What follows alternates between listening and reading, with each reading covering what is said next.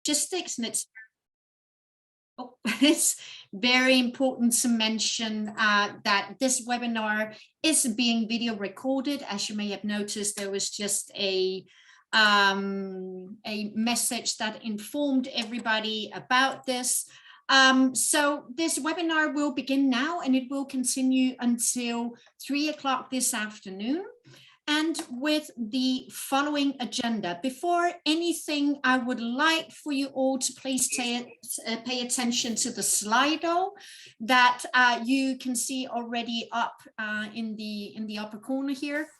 We will be requesting all of the participants to please reply a couple of questions. There's not going to be a lot of questions, but little by little you can connect to Slido so you're ready for when we will have the questions appear. So just very shortly, I will be introducing this workshop, and I'll also give you a very short introduction of the entrance project that I coordinate.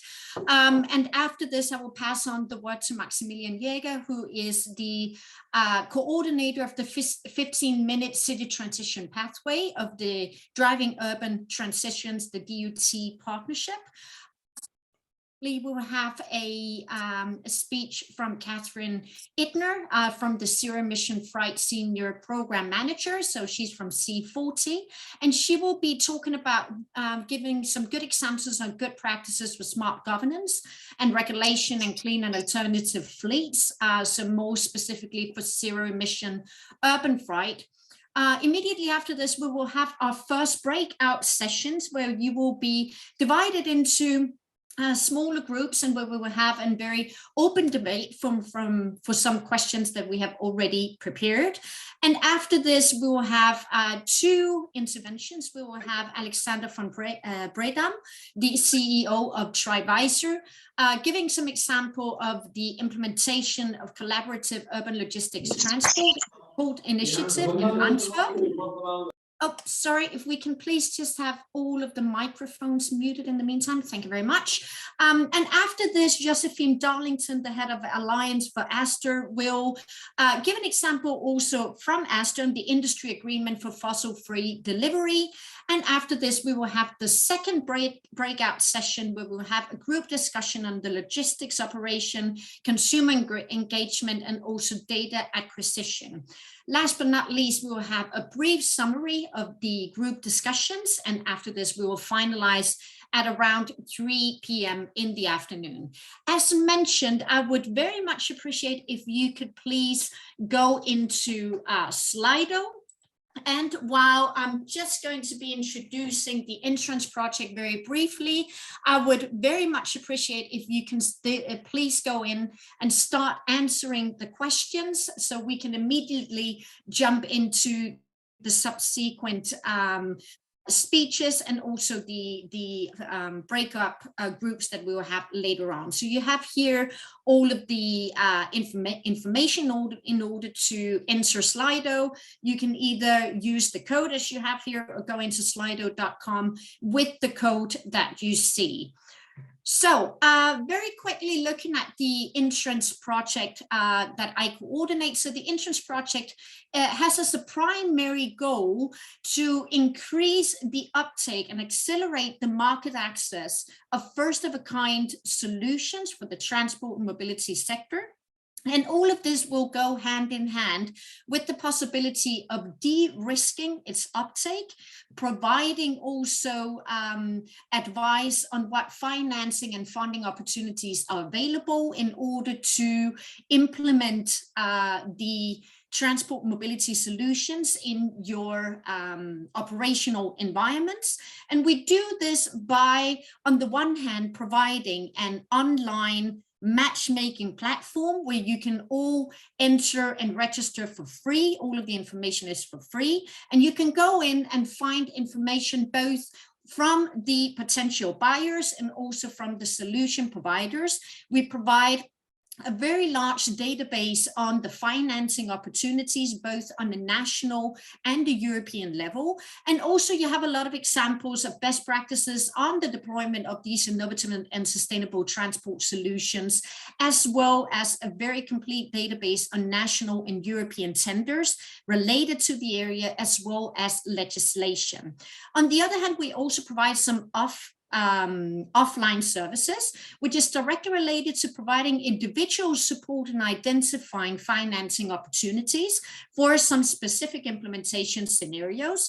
We also provide support to de-risk the uptake by providing a neutral support for the buyers who wish to look into purchase aggregation. So going together in order to purchase a specific type of solution in order to reduce the investment that they would have to make. So proceeding directly to the next speech, I would like to give the word directly to Maximilian Jäger, who's the coordinator of the 15-minute city transition pathway of DUT. Thank you very much, Jeanette, for this introduction, and a very warm welcome also from my side. Jeanette, could you stop sharing your screen? Then I could start. Of course. Mine. There you go. Thank you very much. So here we go. Yeah, very warm welcome also from my side. I'm very pleased to meet all of you and discuss and exchange with you later on. This is a group of stakeholders, so to say, that I personally haven't engaged so much with, so I'm looking very much forward in learning from you and exchanging there. What I bring you today is a short introduction of Driving Urban Transitions, co-funded European partnership, and a very short introduction on what we are doing, how we do that, and how you can also take something out of that and connect with us. Our partnership is a public-public partnership with 28 European countries and the European Commission. This basically helps aligning strategies across the countries, and especially in the focus area of urban transitions, on what happens in the city, on where we would need to go together to drive and push forward and promote sustainable solutions for the cities. It basically developed out of JPI Urban Europe, which maybe some of you know a bit from the past, and now is there to step up the game to tackle urban challenges further. In there, we exchange with local authorities, municipalities, businesses, and also citizens to bring global strategies to local action and develop together skills and tools to make this happen and to boost these needed urban transformations. We also hope to have a strong impact, or kind of a strong, being a helping instrument for reaching the goals of the EU Cities mission. As part of our consortium, we mainly have R&I funders, so research and innovation funding agencies. We have authorities from regional and national level from our member countries that deal with urban policies. And we have research partners and other organizations that help us and support us in reaching these goals. And from this, our main activity, so to say, is doing research and innovation calls, where we really want to focus on testing and applying and developing demonstrators for highly needed urban transformations towards climate neutral cities in a group of different stakeholders, of a wide array of stakeholders. Some of our further activities is also working in the strategic development of the topics, of the 3 core topics that I will show you in a minute, and disseminate and mainstream good practice in these fields, and also align and outreach with other international corporations in order to find synergies and exploit them, as something that we are doing today with Alice and Entrance. These are the 3 main topics, so to say, that we work with in driving urban transitions. We have the area of the positive energy districts, we have the circular urban economies, and we have a topic where we focus on the mobility transition, which is the 15-minute city transition pathway, as we call it. The challenge in there, I think, is quite well known to you.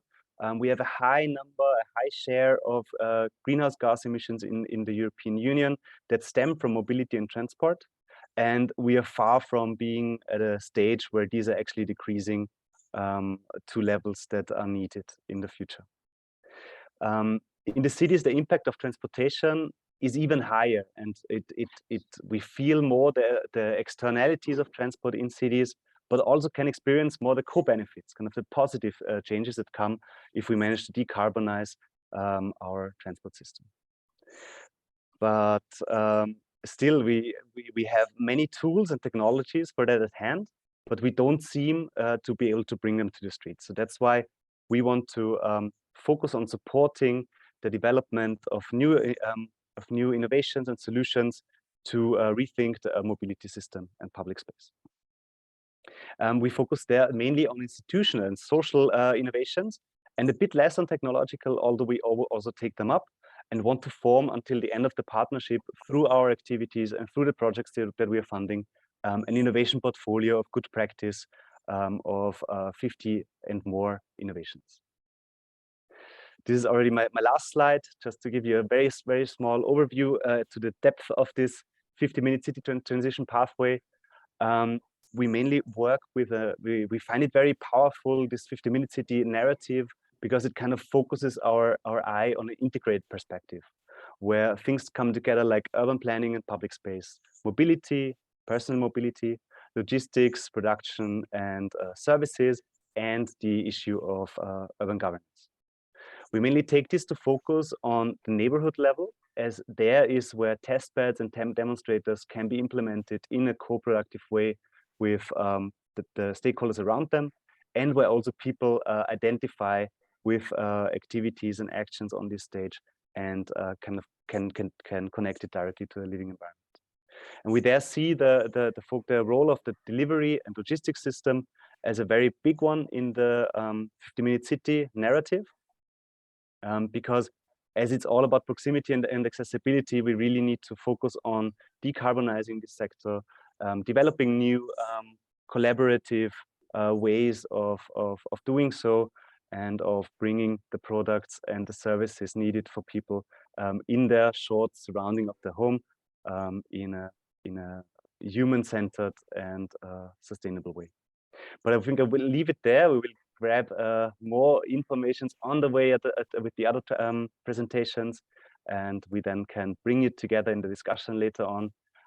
Just for more information, you can also contact me or read our roadmap, which basically kind of compiles everything we are doing and where we want to head at. And I'll leave it at there and look very much forward to our workshop together today. Perfect. Thank you very much, Maximilian. So I now wish to pass the word to Catherine Ittner from C40. Sorry, she's the Zero Emission Freight Senior Program Manager, and she will be giving a speech about good practices for smart governance and regulation and clean and alternative fleet for zero emission urban freight. Great. Thanks so much, Jeanette. So hi, everyone. I hope you can hear me all right. Just want to say, first of all, thank you so much to Alice and the DUT partnership for having me here today to talk about smart governance and regulations for reducing emissions from urban logistics. So as Jeanette said, my name is Catherine Ittner. I lead the Zero Emission Freight Program for C40 cities. So for my presentation today, I'm really aiming to get the conversation started for the workshop. So thinking through challenges, barriers, solutions, and opportunities, which of course the Slido poll is also getting us to start thinking about what the current status is. So I'll just start by briefly introducing C40 cities and how we work for those who are less familiar. Then I'll talk a bit about why it's important for cities to decarbonize freight and urban logistics, and how some are working towards zero emission. And then I'm going to highlight a few examples of actions that C40 cities are taking in Europe. So C40, we are a network of nearly 100 mayors around the world working to advance ambitious climate initiatives in cities. Currently, the Mayor of London is our chair, and we have a number of different topic areas that we work on. Oops. Okay. Yep. Here you can see the breadth of our reach. Europe is just one of the regions where we work. Most of our cities do tend to be larger or capital cities in order to be part of the network. So transport is one of C40's delivery areas, and we work on a number of different topics, mostly organized under the Green and Healthy Streets Accelerator. So this is a guiding commitment for several cities that has two main components. One around zero emission buses by 2025, and the second around ensuring that a major part of the city is a zero emission area by 2030. And we say zero emission area, but it's essentially the same thing as a zero emission zone. And this is where the freight work was born out of, because our cities were telling us that that was one of the biggest barriers to implementing a zero emission area was working with the private sector and trying to understand what they needed in order to have a functioning zero emission area. Just a note on our overall transport vision, which the reason that I wanted to include this slide is just to say that it's not just about exchanging all ICE vehicles for electric vehicles, but really, and as Maximilian was just saying, thinking about how to make our cities more of people-centered, the 50-minute cities, and making sure that we're making alternatives available and reducing the number of vehicles on the roads. In terms of how we operate with our cities on freight, there's three main kind of buckets that I would put things in. So one is knowledge sharing, that's peer-to-peer between cities, but also events like these. We also will sometimes provide local support through technical assistance funds, and I'll give an example of that later. And then also city business collaboration. So trying to provide more of a space for the conversations that need to take place between city officials and the private sector. And we are starting some new dialogues for city business collaboration. So hopefully that will be of interest to people here today. Okay, so speaking a bit about freight in cities, I'm guessing most people here know why we need to move towards zero emission freight solutions, but I wanted to highlight three main reasons that this is an important issue that deserves attention. One, growing demand. I think everyone knows during COVID, e-commerce and deliveries went up significantly. Two, climate pollution, and a lot of these vehicles are quite emissions intensive. So in a lot of places, they might only be a small percentage of vehicles on the road, but the proportion of transport climate pollution is actually much, much greater. And then also air pollution, especially where you have a lot of diesel vans and diesel trucks. That's a huge contributor to, here we talk about nitrogen oxides, but also particulate matter, which is very harmful to our health. Okay, so I was going to do a poll, and I know in the Slido there already was one, but I thought it would be great if people could put in the chat. I've listed some suggestions here, but if people could just maybe contribute what they think is the biggest barrier. And again, recognizing that this was one of the questions in the Slido, but I think there were a couple that I see and we hear from our cities as being some of the biggest challenges. So that I wanted to point out. So what we've got here is really the cost of this technology, but also the risk and uncertainty that comes with it. But grid connections and capacity, we hear, especially if you're talking about electric trucks and the electricity that they will need. So people wanted to put in the chat just to.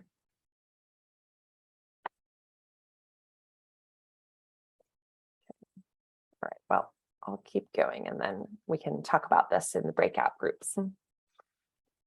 So how are cities addressing these barriers?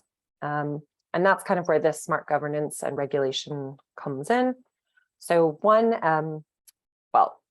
I'll go through examples of some of these, but I wanted to highlight some of the different approaches that cities are taking to reduce the negative impacts of urban freight.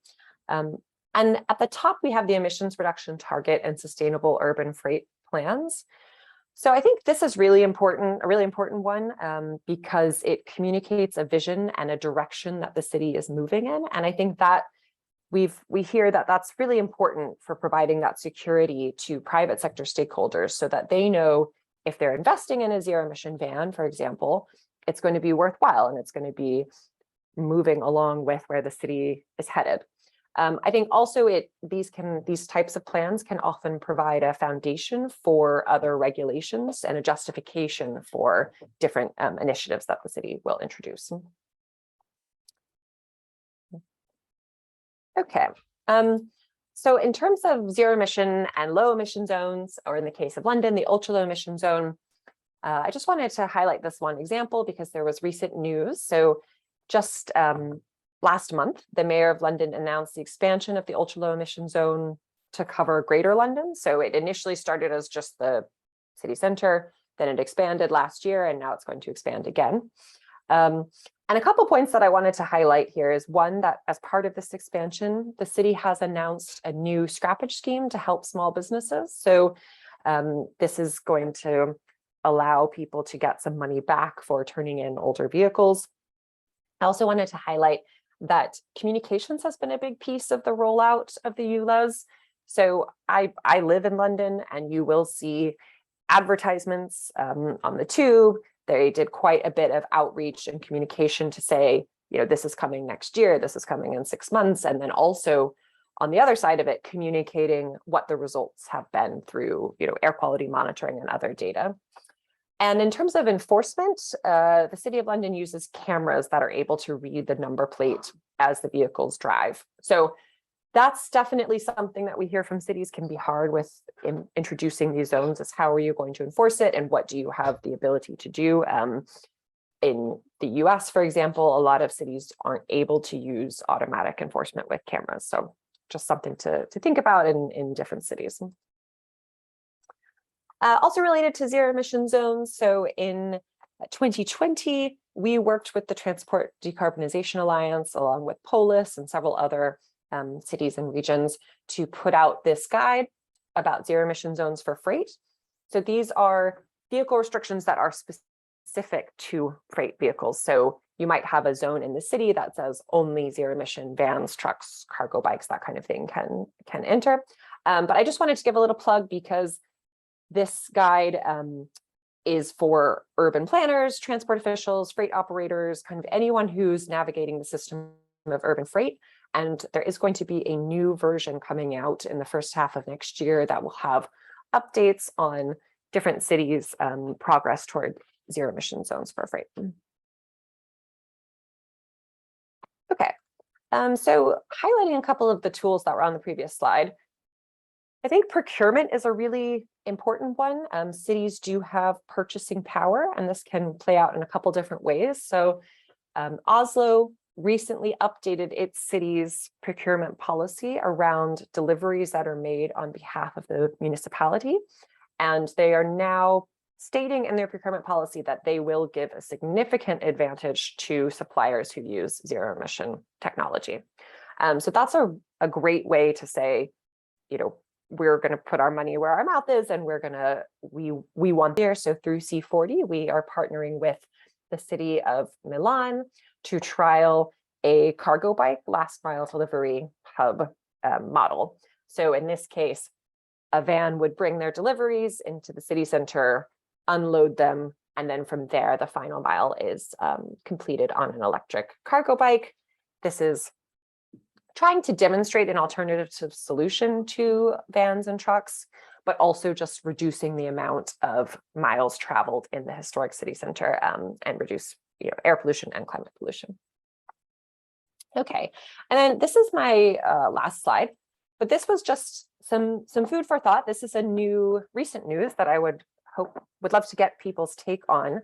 But the Barcelona City Council has announced that it's going to charge a fee to companies that use public space to deliver products purchased online. I think some really key points from what I know so far is that this is only going to affect companies that have higher revenue. So it's only ones that have more than €1 million annual revenue. And this is meant to kind of help shield the smaller companies that don't have the same type of, the same access to capital that, say your Amazon has. It's expected this measure is going to be voted on early next year. And something I don't know is what that money will go toward. So the money that they collect, is that going to be put toward some sort of zero emission effort. I'm not sure, but I just read it and thought this was a really interesting kind of approach, and I'm curious whether other cities have an appetite to introduce something like this as well. So I will leave it there and look forward to continuing the discussion. Perfect. Thank you very much, Catherine. I have one additional question here in the chat. I didn't want to interrupt you earlier, from Giacomo Lozzi. Asked you, can you share additional details about the scrap page STEM in for SMEs in London? Yes, I can. Let me just look up the details because I don't know them off the top of my head, but I'll put that in the chat. Perfect. Thank you very much. And also maybe just to clarify a bit the different replies that you have received to your initial question earlier. So Maxi Jäger is indicating that it has very much to do with cost of transformation and lack of political awareness. Steen Vandel is indicating that the biggest barrier is that decision makers are not aware that transport of small goods and waste in capsules in pipes underground is actually feasible.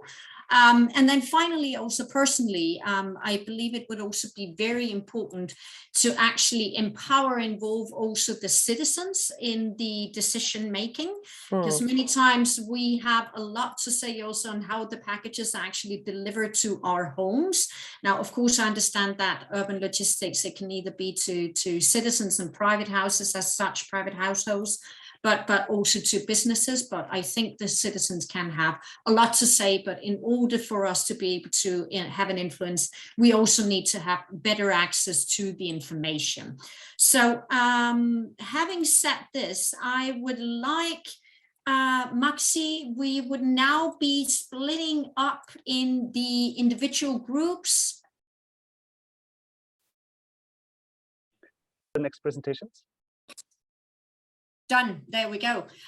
So I'm going to pass on the word now to Alex from Trivisor, who will be discussing the implementation of collaborative urban logistics transport courts in Antwerp. Is he here? Oh, maybe not everybody have come back from the sessions. I will already share my screen. Oh, you're there, Alex. Good. Yeah. I will share my screen first. Okay. Can you see what I'm presenting? Okay. Yes, we can see it perfectly well. Okay, very welcome to you all. I'm just going to present you the CULT project we have in Antwerp. CULT stands for Collaborative Urban Logistics and Transport. And it's in fact a kind of, you can call it a cooperation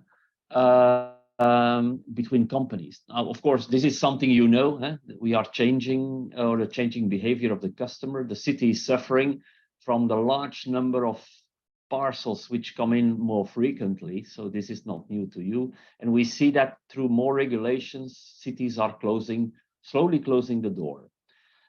We also see that the logistics system who is in place now is not really adequate to do last mile deliveries, because it's a system based still on the retail deliveries with, let's say, larger orders. Now we have the smallest possible order on the most remote location. This is in fact last mile distribution. And we see a lot of logistics companies suffering because they cannot be profitable as their drop density is much too low.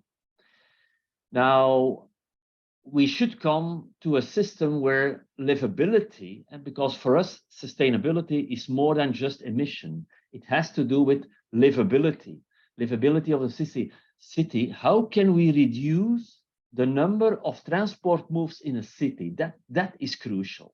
And then from this reduced transport move, we can make it 100% emission free. That would be the good sequence. And to reduce this number of transport, to guarantee the livability of the city, consolidation is key. And consolidation is not new. we can bring together all those flows. But what we have seen lately is that every service provider has its own consolidation center. And again, we refragment there.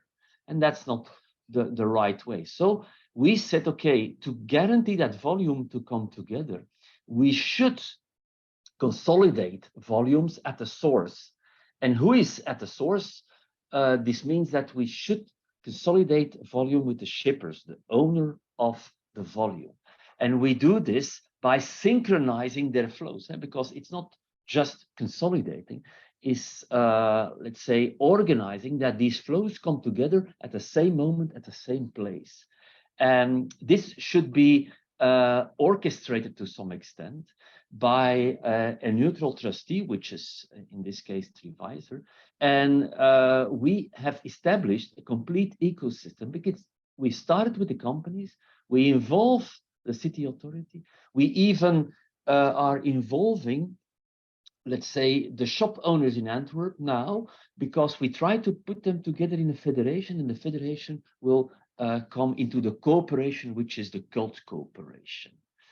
Now, this project once started in September 20 with, let's say, small financing of the city. They were looking to encourage innovative projects. It took us a year to put the community, because that was the first thing. How can we create a cooperation of companies sharing a same vision, how efficiency and sustainability can come together? Well, it took us almost a year to set up the community and then to start up the real operations. And we are now currently expanding. We were with 7 companies at the start. We are now already with 14 companies. We are all consolidating these flows into one single, let's say, distribution center or urban consolidation center. Is that one of bpost? And the partners all together selected bpost as the first service provider. But Cult is independent of service providers. I mean, it's open to all service providers, but also open to all shippers. And from the start, we realized a savings of approximately 25% in distance covered, the kilometers covered reduced with 25%, and the CO2 was reduced by 90% as compared to the traditional fuel-based trucks that were driving into the city. And as you can see, there are some competitors, like, for instance, the ones who know the Belgian market, they know that Proximus and Telenet are competitors. They know that Fnac, Krefeld, Van den Borre are competitors, but they can work together in this environment in an appropriate way. And that's very important, because there is a neutral trustee also organizing the community management.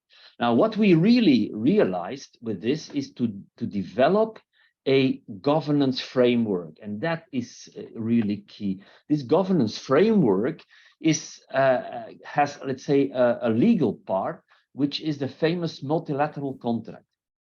We developed a multilateral contract, which is one single contract that is which every partner has to sign, and which is the contract of the cooperation. And I will show you just with the next slide how this is organized. So we have one single community contract where all the members sign in, and then they can choose, if they choose to come in Antwerp, they will sign the comparable one contract again with bpost. If, for instance, if we would go in another city with another service provider, we develop exact the same contract, but with another service provider, and they will have, for instance, City Brussels and so on.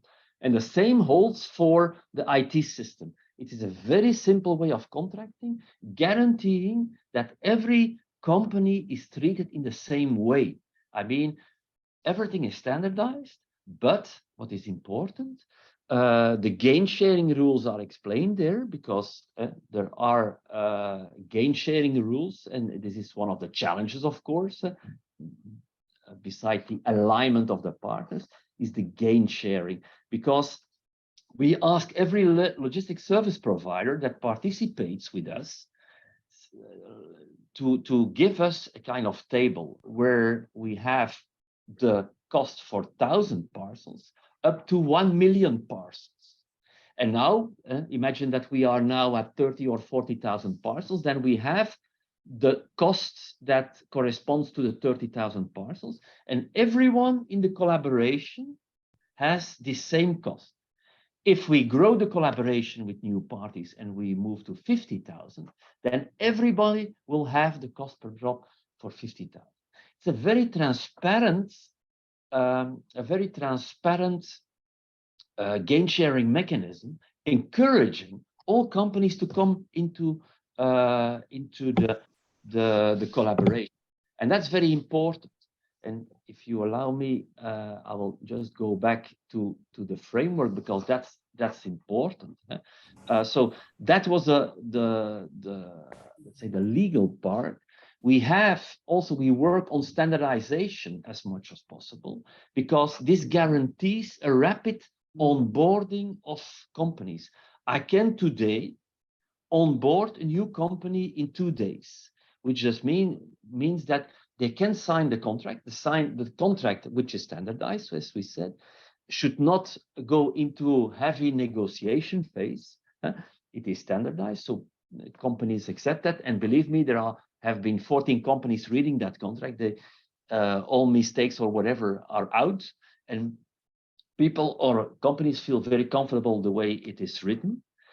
So the scalability is very strong, and this is based on this framework that we developed. So we can easily, let's say, roll out this framework in different cities. But what is also important, in the CULT framework in Antwerp, we started from a collaboration among companies.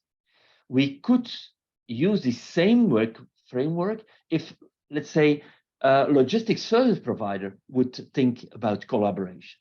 Or, as we get the questions from different cities already, they are looking how they could structure their last mile. Well, this same framework could help them in supporting this, let's say, to elaborate and to structure their last mile operations. So this means this is a kind of multi-usable framework that can be used from different perspectives.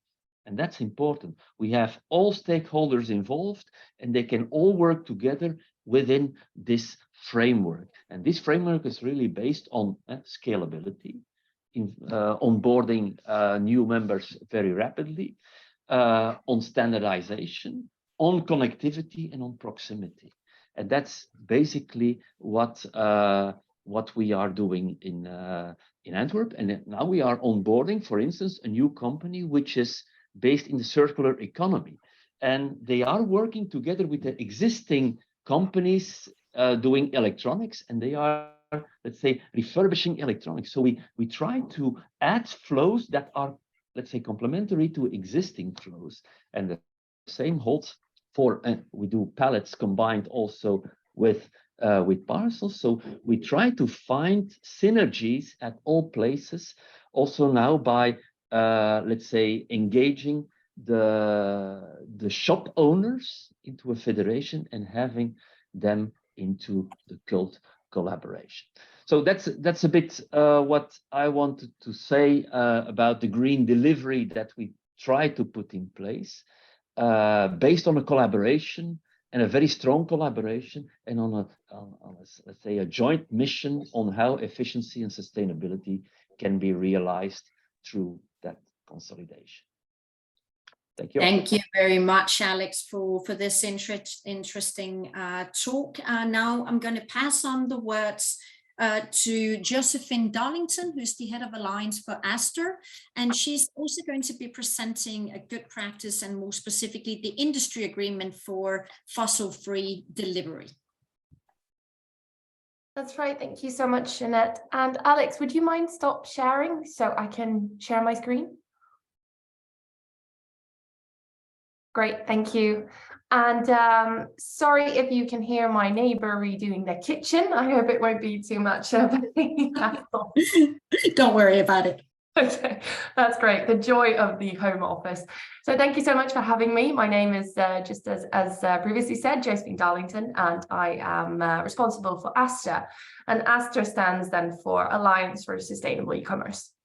And we have been up and running since August 2021 and are financed by 2 Swedish agencies. You can see at the bottom right. So it's the Swedish Innovation Agency Vinnova and the Swedish Energy Agency Energimyndigheten.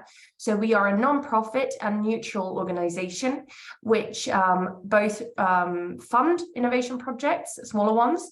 We also, when needed, run them, but we also facilitate and support new actors that want to come in and collaborate in our world, so to say, that are new to collaborating in an innovation and publicly funded projects. We also act as a neutral player when needed, and this is an example of that today, what I'll be talking about. Just very short about ASTA, and when we say e-commerce, we have 8 different areas that we work together in to cover the wholeness of e-commerce. So what you can see at the right, I'm sorry, it's in Swedish. It's basically everything from that a product exists and needs to be packed, shipped, distributed, everything within the line of the e-commerce actors itself, and everything towards that it ends up at a customer's house. So also the last mile delivery, also how the consumer can affect their delivery choice or product choice. And you can also see how our vision here on the right. So I have very short time, so I just want to shortly show you, we work with around 70 partners nationally in Sweden, and we've also started opening the door to international players as well. So shortly about ASTA, and now I'll be focusing instead on a big work we've been doing together with what you can see at the bottom right, Svensk Handel, which is the Swedish Trade Association. So they work with over 9,000 retailers in Sweden, and they really, the incentive to them asking us to help them with this was that they have a couple of retailers who are experiencing the problem that their consumers really don't know what they're choosing when they end up in the checkout and choosing their delivery. There are lots of green leaves and strange expressions which no one really knows what it means. Sometimes it's the payment companies who say, would you like to brand your delivery like this? And really no one really knows what anything means. They're just using expressions that maybe somehow want to create a positive reinforcement around a specific delivery option. So with that incentive, we said that, yes, we can help you out. So together with Svensk Handel, we gathered a number of players, 10 big retailers in Sweden and 10 big delivery companies who work with both line haul logistics and last mile logistics. So basically, I tried to map out a very short timeline, and I'll try to go through this swiftly. So if you have any questions more on the process or different steps, please just get back to us in an email and I'll try and deep dive. But basically, this has been ongoing since October 2021, and it was launched just a couple of weeks ago, where we've been implementing it into the checkout company areas now. So basically working with Klarna, Qliro, Enshift, different type of providers who create the checkout area and where you choose your delivery, basically.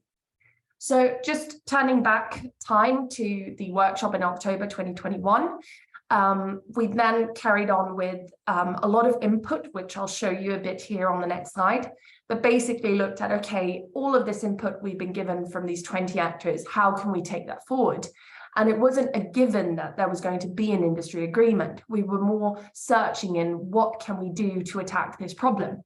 And basically, we had a very close collaboration with a lawyer who's well-versed in this area, who also helped us and the consortium to understand the differences between third-party certification differences, and also what is an industry agreement and how can it be implemented. A me viene là, è vero, lì viene là perché now I'm penso being alla guested proposta. here, I think, from someone who's joining the conversation. But basically in the workshop during October, what we could see by asking all of these different delivery companies was that they're all working from one expression, which you see at the bottom left, and that is the expression fossil-free delivery. But they all discuss this type of expression in different ways, but we found 3 main factors, and it was about what type of of fuel are you using for the delivery? It was also, how do you track and understand where that delivery has been performed? Where has the parcel been traveling? And also how to understand how to measure the different impact from what you call fossil free. What we also saw is that they're all moving in the same direction from left to right. So they're going from fossil-free deliveries to fossil-free complete companies, also to emission-free deliveries to emission-free companies. And at the top right, you have the sustainable delivery, which includes several factors additionally to just fuel and the environmental aspects.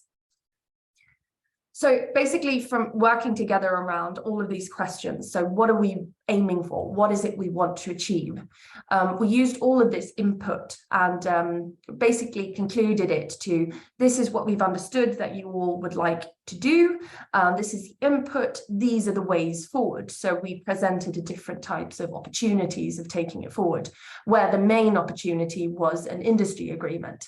And that made us also present the first edition of the industry agreement, which very briefly explained is basically an agreement between the retailer and the transport provider, and also the follow-up between the two. So it's more of an agreement between them than instead of a certification or a third-party certification where you have a separate company who certifies and also follows up. So that's the main difference.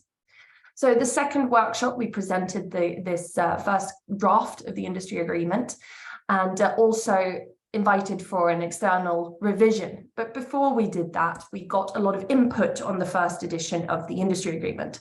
And basically the input in these bubbles is both that, what is a delivery? What is included in the terminology of saying something is a delivery? And then also, how do we provide bought transport? So transports that still are included in a transport provider's portfolio, but they're not run or driven by that certain transport provider. And also, what does fossil-free mean when choosing a fuel? There was a need for a list to understand what does that actually mean. And also, how do we follow up? What are the criteria for the retailer to follow up on the transport provider and vice versa? And also a possibility to, for example, if there are any faulty rounds or if you accidentally need to fill up at a station which isn't in alignment with the agreement, then you have to have some sort of safety. I'm losing the English word, but basically there was a margin where you're allowed to do wrong within this agreement. And they found that 5% was too high, which we had suggested, which was then reduced to 2%. So running through this very quickly, we also have a couple of certifications in Sweden, which we had to align with and make sure that we work together closely to. And the only one that really reaches the consumer as this agreement would is something called the Nordic Eco Label, which you have at the bottom, or Svanen in Sweden. And basically what they're doing is developing a third-party certification for the transport providers in the checkout area, but that is not being launched until mid next year. So basically what the retailers were saying is that we need speed and transparency and we need it now. So this has to be quick. So basically what we were looking at is, okay, how can we facilitate this and make big steps forward towards what they want, which is basically the fossil-free delivery. So speeding ahead, we had a second edition after this with also an external revision, as I mentioned, and we got a lot of input, both from the 20 actors we already were working with, but also from a lot of other retailers and transport providers in Sweden. In addition, we had a lot of individual meetings where we went through the document and input. And for example, we have Reklamombudsmannen, which is basically this a regulatory instance here in Sweden when you use certain expressions, sort as environmental terminology in marketing, which will follow up and regulate. So we had a very close conversation with them as well. We also had a decision meeting in April discussing certain fuels and certain exemptions and inclusions in the main document. And speeding ahead there as well, we had the third edition ready around, let's see, June. And we had another revision process for about a month, so which closed in the end of June. And we had a final edition in July and launched this in October 2022. And this is from the press, basically showing that we launched this the 26th of October. As of now, we have, I think it's just short of 15 companies, 5 transport providers and 10 retailers that have signed up. And we're just working on the implementation and getting this up and running. So just before I leave you, I know I have run over by 40 seconds. I just want to show you the document so you actually understand what is an agreement and what does it look like. So no need to try and read this, please don't. It's in Swedish as well, and it's being translated. But just to show that it's very short and easy to understand and use, it's 3 A4 pages, which includes the background, why is this needed, how is it implemented, also what is fossil-free within this agreement and the definition of that, in addition to what is a delivery in the extent of this agreement, and also what are the criteria for a retailer to sign on and utilize the expression fossil-free delivery, and inclusion, what does the transport provider have for criteria to be able to use it as well and offer it as a service. In addition, how do you come into the agreement and go out of the agreement? In addition to 3 separate parts of it, including fuels, also how do you communicate to your consumer, and exactly what needs to be written in the checkout area when you write fossil-free delivery and give that to your consumer. So this is just summarizing everything that really is within this. And the last thing I want to say is what really creates the change with this document is that when you have signed up and said that you want to utilize the expression of fossil-free delivery, you are not allowed to use any other type of environmental terminology in your checkout area, meaning that when you as a consumer go in and choose your delivery, you will only see those companies that can deliver either a fossil-free delivery or it is simply a standard delivery within 3 to 4 days or at a certain pickup point, but they cannot use any other environmental terminology that is not accepted within the line of this. So I hope that summarizes a year of work. I'm happy to receive any more questions. Thank you so much. Perfect. Thank you very much, Josephine, also for this interesting presentation. Alex, before we jump into the next breakout session, there was actually a question for you. Sorry, Catherine, I hadn't seen it before. So the question for your initiative was, what has the role of the city been, if any? Yeah, the role was in fact at the start, they offered, let's say, a sum of money to support the setup of the initiative. Yeah? You can consider it as an engine, and they put some fuel in the engine. But once the engine was turning around, then it should be self-sustainable. That was the idea. And so it became also self-sustainable. So we do not need any subsidies now to continue to work. So this means that the orchestrator has a revenue, let's say a revenue. The operator is paid as conveniently. So and this is put all together by all the companies. They share a part of that and bring the money together. That's basically the idea. But we want, honestly, we want to have the city more involved, and we have in the let's say the governance framework, we have provided a way to involve the city on a regular basis, also to come to our meetings, because we have monthly meetings. And there is an opportunity to see the city there and to talk with the city, because we think that might be interesting also to learn how we are progressing and how they are progressing in the city distribution. Basically, that was so far the involvement of the city. Thank you very much for that clarification, Alex. So I think we're ready for the second breakout session. Okay.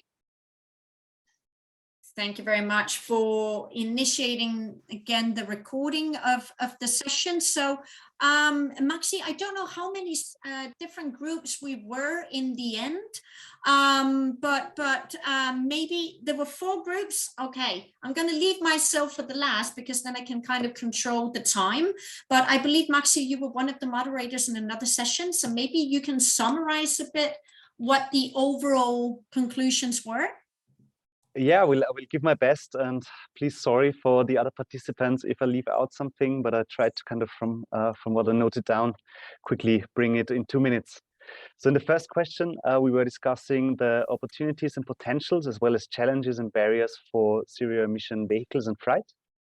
And there we talked about opportunities that one key driver for bringing on such solutions is cost transparency. We cannot only hope on I don't know, fund the one part of the show, but not make other non-sustainable solutions or leave them as being the cheaper solution, so to say. We talked a little bit about the potentials of electric vehicles and for delivery, that they can help distributing the impact on congestion in streets, as they could also operate in off-peak hours. And we talked about real estate owners and business owners that are very important to involve in policies here. For challenges and barriers, we saw that many cities are doing their own thing, and there's no real good connection of policies, and also learning has to be improved.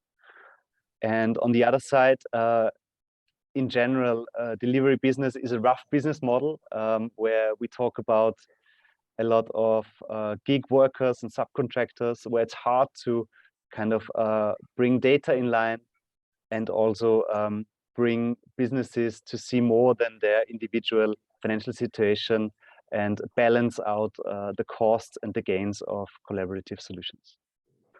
For the second breakout, I would like to highlight that, well, we first of all, we focused more on collaborative logistics solutions and less on the others, but then had also a bit of a deep dive in the data issue. We talked a little bit about how important it is to take care of all actors in the supply chain, from production to the last mile, in order to deliver a good collaborative solution that is also sustainable, or that is also fossil-free, or can be developed as also being fossil-free. When talking about collaborations, and also with a special focus on data, it was highlighted that the main issue is trust there. So it's about creating and setting up this institution that we have also seen in the two presentations, which definitely also takes time. But then when this is set up, there is the potential to reach something that was called co-competition. That's the big advantage of having a computer, right? We can press. Oops, which means cooperation within competition. And then finally, when talking a bit about the biggest needs for innovation and demonstrators there, it was mentioned that it is a common problem that many pilot projects are done, but then it's hard to bring them to long-lasting and long-term implementation. So because kind of maybe the business plan is not so much thought in there, or funding finishes, so there's definitely a need for focusing this further. And on the other hand, when we talk about learning from different policies that are theoretically beneficial, we can think about policy labs in order to try them out and see kind of which is the most effective and the most cost-efficient solution. So much from my side. It was a lot of input. I hope that I managed bringing it together well, and would like to hand over to the next person. Perfect. Thank you very much, Maxi, for the summary. Well, I'm going to pass on the word to Andrea from Alice, whom I believe will be summarizing a bit the conclusions from Yang Ying's sessions. I'm just going to, in the meantime, also be sharing with you a bit the Slido results that we're receiving. And I'm going to give people a last chance really to participate in this Slido. So please don't hesitate to enter the link that you have in the chat in case you wish to provide also your replies. So Andrea, passing on the word to you. Thank you, Jeanette. We also had 2 interesting breakout room sessions, a lot of different inputs. The discussion started from the public point of view on how, for example, we can connect and tackle the problems of different solutions at once. For example, one example that we had during the discussion was this increasing, like, for example, low emission zone in municipalities compared to the increasing policies that is involving walking district at the same times, and that is something we should reflect upon. Where we are going, what's the impact of all of this, and how we can develop solutions around that. The problems, they seem still like how we can enhance behaviors of people and or enhance the increasing general or empower we all as citizens, as you know, company also require normally around 2-3 years. So even on the private perspective, at least company requires a bit of a time in order to give important feedback to the public sector and vice versa. We also discovered that looking at the difference between the at national level, companies are more often release policies at national level rather than at city level, for example. And still, data sharing seems a big problem to solve, as we know that municipalities, gather a lot of data which they don't know how to use it or where to distribute it. And this perhaps it will involve in the discussion some incentives up in there, and also from few examples we get in the discussion move on for the charging in infrastructures regarding, you know, this innovative solution. The most important one is for the problem for the electric in some cities like Rome in Italy and other business models.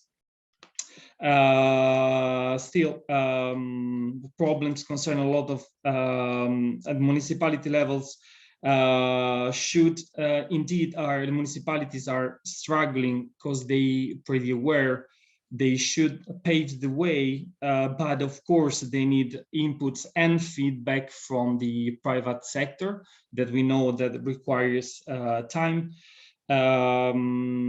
Still on the data sharing, company are like still reluctant to share data. So this is something that is slowing the process, of course. And in order to regarding the home delivery commerce, the perspective from citizen and buying service behaviors seems still actual. And then we had some studies regarding, for example, regarding the hill and waterways delivery and how waterways is potentially is still a solution, not an old one, but a new one that could generate so many benefits. For example, delivering food waste and parcels and as multimodal transport per se. And on the other point, we understand finally that living labs and hubs in cities are considered very concrete example of innovation. But still, we discovered that we need somehow to reinvent the wheel, you know. does company provide self-assessment? We had this example that there's a big difference when it comes to e-commerce. For example, in the aviation sectors is pretty forward compared to other sector, and this is why, of course, aviation companies does provide self-assessment on which links and routes are less are better for CO2 emissions. Okay. Okay, perfect. Well, thank you very much. The next moderator, Joanna. Yes, thank you so much. So I'll give a very brief summary of Group 3 and share a few highlights. So we started the discussion about talking about how sustainability doesn't necessarily mean zero emission transport. So we really need to reduce transport in general and change consumer behavior, and then also talk about things like zero emission zones. We then also talked about how the merchant who chooses the transport provider has a very big impact on zero emission logistics. So they need more competence and understanding about this, and it also is necessary to involve them more. We talked about that because we had the example of the Amazon tax, which I find very interesting. And yeah, many big companies, they don't own their own fleet, so they have the possibility to choose with whom they work with, and they should use this lever. We then also talked about zoning, especially regarding the last mile delivery, and that is on the agenda of many cities currently. And that requires a lot of knowledge also of the city authorities when it comes to splitting the city up in different districts. And it's also quite a difficult topic, since the growth of profitability is limited if there's just maybe a few providers in one district of the city. Then we also talked about tools for quantifying the effect for technological measures that are missing. The same goes for tools that measure things like livability and inclusiveness. So there's the question, how do you actually measure that? And now another topic we touched upon was consumer engagement. So standardization in the checkout process has a very, very big effect. So in the best case, consumers shouldn't have the possibility to not choose fossil-free delivery, but it's quite a hard process to implement something like that, since it means going away from the standard choices, and sometimes there's also like contracts that go on for a very long time and other barriers. And I think like the last main point we touched upon was data sharing, that it's very, very big difficulty also giving up data maybe to the city, or no one wants to give up data to a competitor. And owning a certain type of information gives a lot of power. So something it's very difficult topic. Yeah, I think that was it from my side.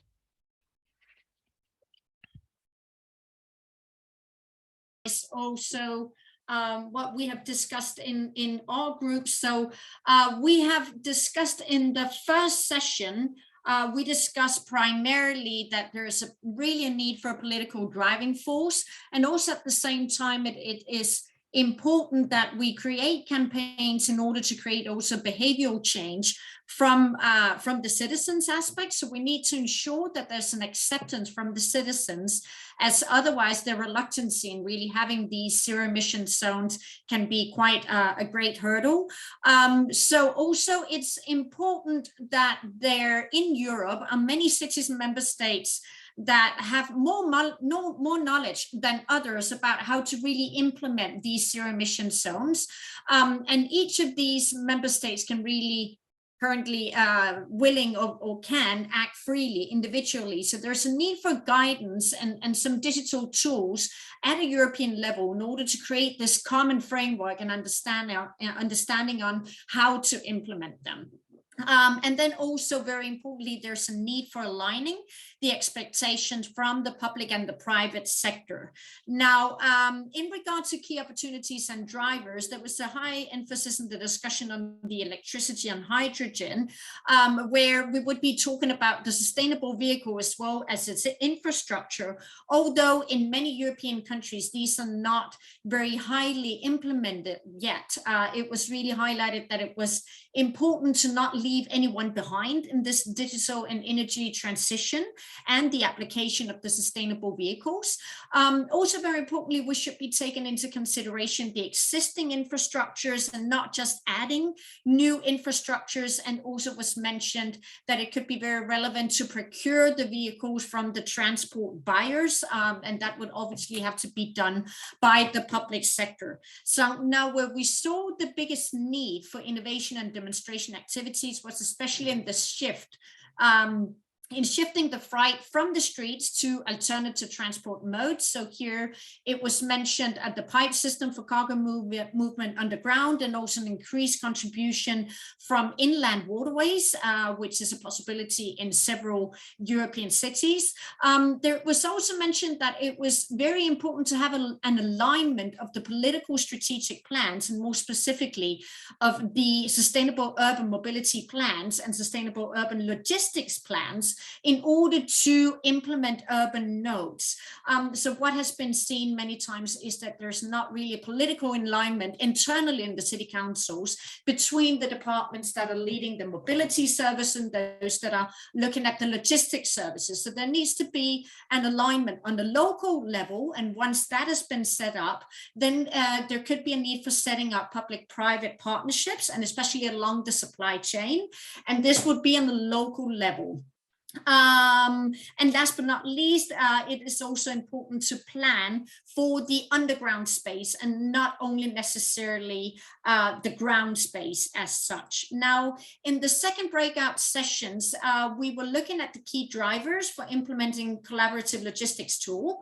We definitely believe that it would be necessary to have some good digital tools. And also there is a need to really show the value of the sharing at the data and not just push it upon the industrial players without having an agreement or understanding of this initial value. First, you need to get the people on board before doing this. And also there's a need to have a very solid business case, especially again from the industrial players. So we need to ensure that these industrial players really share the same value in order to work for the system development and to have the same commitment to deliver this value. And here, for example, it was also mentioned what was presented earlier in the presentation, this fuel-free contract. There is definitely a need to have an open mindset, and we were discussing that in order to achieve this, we really need to look at a midterm vision and not just a short-term vision. When we were discussing what type of innovative solutions and demonstrations are needed in order to engage consumers, we were looking into urban distribution hubs, and also we were looking into the necessity of really make it mandatory to consolidate and to deliver both push and pull incentives, especially also from the legislation and from the public aspect, to really support and push the sector towards this need to consolidate. And also there is a need to look at the solutions from the consumer's perspective. And so really engage them from the beginning on. Now, in order to further implement data sharing collaboration, we see that there's a need for a governance of freight distribution in the city. And actually one thing that was discussed here was the possibility of setting up a public freight system in the same manner that there's a public mobility system. So with one common system that could be established through a public-private partnerships before the sales, and then after sales services would be provided specifically from the public sector. And all of this would obviously have to be managed under public tender procedures. So that is really the summary of all of the sessions and all of the discussions. My colleague is sharing with you also here the conclusions from the Slido. So I just, as a final comment, I wish to thank you all very much for your contributions, for your input and participation. And we will make sure to disseminate to all of you a short summary of the conclusions that we have reached in the session today. And all there's left really is to wish you all a good afternoon. Thank you very much. Thank you.